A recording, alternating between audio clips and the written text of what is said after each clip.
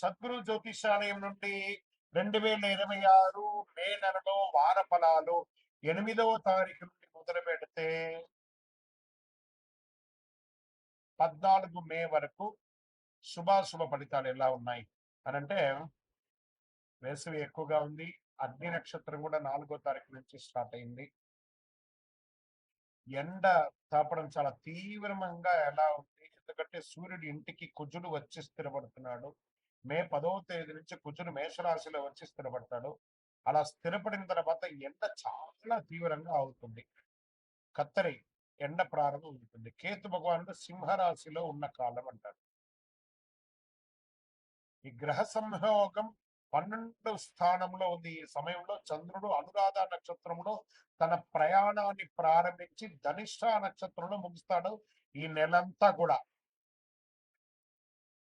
జ్యోతిషాస్త్రీత్యా ద్వాదశ రాశుల్లో 11వ రాశి అయినటువంటి కుంభరాశి మిత్రులారా, ఈ మే 8 నుండి మే 14 వరకు 2026 శుభాశుభ ఫలితాలు ఎలా ఉన్నాయంటే, ప్రెషర్స్, ట్రాన్స్ఫర్మేషన్, బ్రేక్ త్రూ, ఈ 3 కలిసి మీ జీవితంలో మార్పులు తీసుకొస్తున్నాయి. శని మీ అధిపతి మీపై కర్మ పరీక్షలు పెడుతున్నాడు. ఏళ్నాటి శని యొక్క అవసాన దశలో కూడా ఉంది. గురు ఉపశమనం ఇవ్వడంతో ప్రారంభిస్తున్నారు. రాహు అన్ఎక్స్పెక్టెడ్ చేంజెస్ ని మీకు రాహు మీకు అన్ఎక్స్పెక్టెడ్ చేంజెస్ ని ఇస్తున్నాడు. అన్ని అవకాశాలు వస్తున్నాయి. ఈ యొక్క దీంట్లో మీకు భగవంతుడి దయతో మీకు వ్యాపార ఉద్యోగంలో మంచి అవకాశాలు, ఉద్యోగంలో మంచి నూతన ఉద్యోగాలు, ప్రయత్నాలు బాగుంటాయి. ప్రెజర్స్ తగ్గుతుంది. సడన్ చేంజెస్ లేదా ట్రాన్స్ఫర్స్ వచ్చే అవకాశాలు ఉద్యోగస్తులు ఉన్నాయి. బిజినెస్ లో అన్ఎక్స్పెక్టెడ్ ఆపర్చునిటీస్, ఇది చాలా మంచి అవకాశాన్ని కల్పిస్తుందని కూడా చెప్పొచ్చు. ఆర్థికంగా ఇర్రెగ్యులర్ గా ఉంటుంది ఇన్కమ్, కానీ సడన్ గెయిన్స్ వచ్చే అవకాశాలు ఉన్నాయి. ఎక్స్పెన్స్ కంట్రోల్ చేయాలి, బాగా ఎక్స్పెండిచర్స్ తగ్గించాలి. కుటుంబ విషయాలకు వచ్చేటప్పటికి ఫ్యామిలీలో టెన్షన్ రావచ్చు. మీరు కామ్ గా ఉంటే పరిస్థితి కంట్రోల్ అవుతుంది. పేషెన్స్ అనేది చాలా అవసరం. రాజకీయ పరంగా మీ ఇన్ఫ్లుయెన్స్ ఫ్లక్చువేట్ అవుతూ ఉంటుంది, కానీ లాంగ్ టర్మ్ లో గెయిన్ ఉంటుంది. జాగ్రత్తగా ఉండండి. వ్యవసాయదారులకి మిక్స్డ్ రిజల్ట్ అని చెప్పొచ్చు. కొత్త పద్ధతులు ప్రయత్నించండి. ఈ కోర్టు కేసులు వచ్చేటప్పటికి డిలే అవకాశం ఉంది, కానీ సడన్ టర్న్ అయ్యే అవకాశాలు ఉన్నాయి. మీకు రిజల్ట్ మంచిగా ఉంటుంది ఈ వారం. ఇంకా షేర్ మార్కెట్ లో హై రిస్క్ ఉంటుంది, వద్దు. అన్ప్రిడిక్టబుల్ ఎంటర్ మాత్రం చేయకండి, అదొకటి జాగ్రత్త. విద్యార్థులకి కాన్సన్ట్రేషన్ తగ్గవచ్చు, డిస్ట్రాక్షన్ ఎక్కువ ఉంటుంది. డిసిప్లిన్ పెంచితే సక్సెస్ ఉంటుందని చెప్పొచ్చు. ఆరోగ్యం పట్ల స్ట్రెస్ ఉంటుంది. స్లీప్ చాలా ముఖ్యం. ఇంకా అన్ఎక్స్పెక్టెడ్ అదృష్టం ఈ వారం వచ్చే అవకాశాలు కొన్ని ఉన్నాయి. సడన్ గెయిన్స్ కూడా వచ్చే అవకాశాలు ఉన్నాయి. పరిహారాలు, శని భగవాన్ని ప్రార్థన చేయండి. ఏనాడు శని వెళ్ళే అవసాన దశలో ఉన్నారు. దేహి మే బుద్ధి వైశిష్ట్యం అని చెప్పి ఆయన దగ్గర ప్రార్థన చేయండి. నల్ల నువ్వులు దానం చేయండి. హనుమాన్ చాలీసా పారాయణం చేయండి. పేదలకు సహాయం చేయండి. ఆవులకి ఆకుకూరలు ఇవ్వండి. ఇవి చేస్తే స్ట్రెస్ తగ్గి స్టేబుల్ గా ఉంటారు.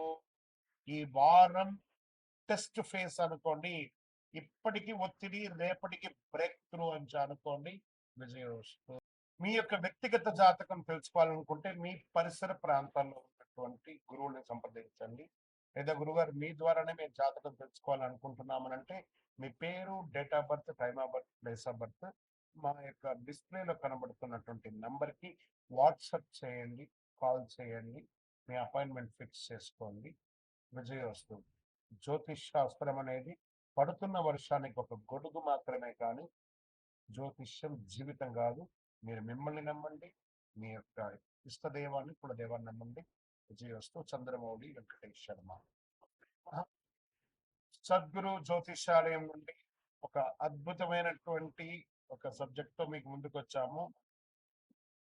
రానున్న జూన్ 2వ తారీఖున గురు పెయర్చి అంటారు, అంటే గురు అతిసారం.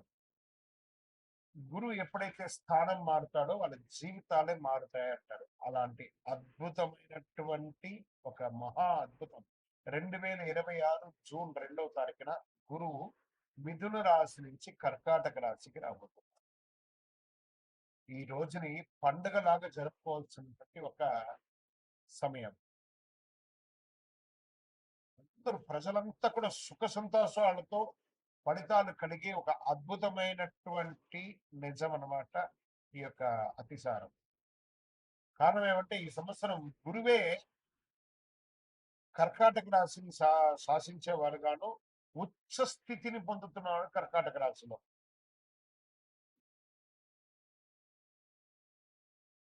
సరే, ఉచ్చ స్థితి పొందినటువంటి గురువు ఏం చేస్తాడు?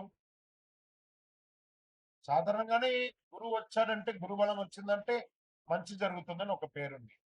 ఇక ప్రత్యేకించి ఉచ్చ స్థితి పొందినటువంటి గురువు ఏం చేస్తాడు? అందులోను గురు భగవానికి చాలా ఇష్టమైనటువంటి ఇల్లు కర్కాటక రాశి.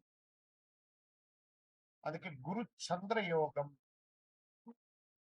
చంద్రుని యొక్క ఇల్లు. గురు చంద్ర యోగం ఏర్పడబోతుంది. ఈ సంవత్సరంలో ఎన్నో యోగాలు రావడానికి సిద్ధంగా ఉన్నాయి. Get ready. ప్రతి రాశిలోనూ గురు భగవానుడు ఆయన చక్రం తిప్పబోతున్నాడు. Get ready. రాశి ప్రకారం ఎవరు పాప ఫలితాల నుంచి బయటపడబోతున్నారు, ఎవరు యోగాన్ని పొందబోతున్నారంటే, వివాహం కాని వారికి వివాహం, పిల్లలు లేని వారికి పిల్లలు. గురు పెన్షన్ మన ఇంట్లో జరిగే ఒక పెద్ద శుభకార్యం లాంటిది అనమాట. 12 రాసుల వారంతా ఈ గురు పేర్చలో ఎప్పుడు వస్తుందా అని ఎదురు చూస్తూ ఉన్నటువంటి సమయం. గురు పెయర్చి అనేది గురు అతిసారం స్థానం మారే యొక్క అద్భుతమైనటువంటిది. 12 రాసుల వారంతా కూడా ఈ జ్యోతిష్ శాస్త్రంలో గురుబలం ఎప్పుడు వస్తుందయ్యా, మా అమ్మాయికి పెళ్లి చేయాలి, గురుబలం ఎప్పుడు వస్తుందండి, మా కుటుంబంలో సంతాన యోగం కావాలి, గురుబలం ఎప్పుడు వస్తుందండి, వ్యాపార ఉద్యోగం బాగుండాలి అని అడుగుతూ ఉంటారు ప్రతి ఒక్కళ్ళు కూడా జ్యోతిష్ శాస్త్రంని. వచ్చేసింది ఆ సమయం. అదే ప్రశ్న అందరికి ఎప్పుడు వస్తుంది ప్రశ్న ఉంది. గురు కటాక్షం ఉంటేనే పెళ్లి, సంతానం, ఇంట్లో జరిగే అన్ని శుభ కార్యక్రమాలు జరుగుతాయి. గురు భగవానుడు ఏం చేస్తారంటే ప్రతి సంవత్సరం ఒక రాశిలో ఒక సంవత్సరాన్ని గడుపుతాడు. ఒక్క సంవత్సర కాలం గడుపుతాడు ఒక్కొక్క రాశిలోనూ. గురు భగవానుడు ఈ సంవత్సరం మిథున రాశి నుండి కర్కాటక రాశికి జూన్ 2వ తారీఖున వచ్చి ఒక సంవత్సర కాలం అక్కడే ఉండి ఉచ్చ స్థితిని పొందుతాడు. ఎప్పుడు 3 దివ్య దృష్టిలు ఉంటాయి. ఎప్పుడు కూడా గురువుకి 3 దివ్య దృష్టిలు ఉంటాయి. గురువు విషయానికి వస్తే ప్రత్యేకంగా చెప్పాలంటే మకర యాళి, కర్కాటక యాళి అని అంటారు. ఈ మకర యాళి అంటే వేదాల్లో దాచిపెట్టినటువంటి